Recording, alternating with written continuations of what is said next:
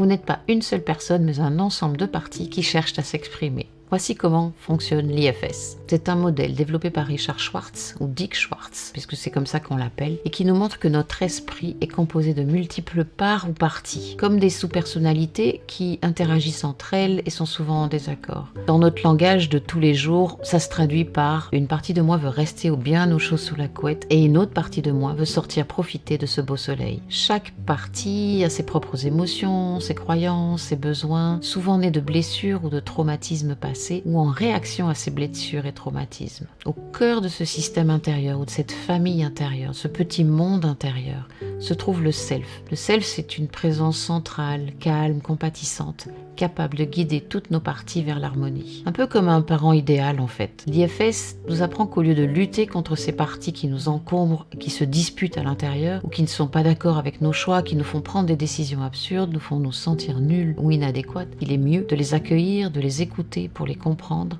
pourquoi elles font ou disent ce qu'elles font ou disent à l'intérieur. Bref, d'instaurer un vrai dialogue avec elles. En reconnaissant et en respectant ces différentes facettes de nous-mêmes, nous pouvons libérer l'énergie bloquée par nos traumas et favoriser une guérison profonde et durable. Pour mieux comprendre l'IFS, il existe un petit guide de la thérapie IFS qui est paru cette année aux éditions Quantum Way. Retrouvez-le sur le site des éditions Quantum Way ou dans toutes les librairies et sur Amazon bien sûr.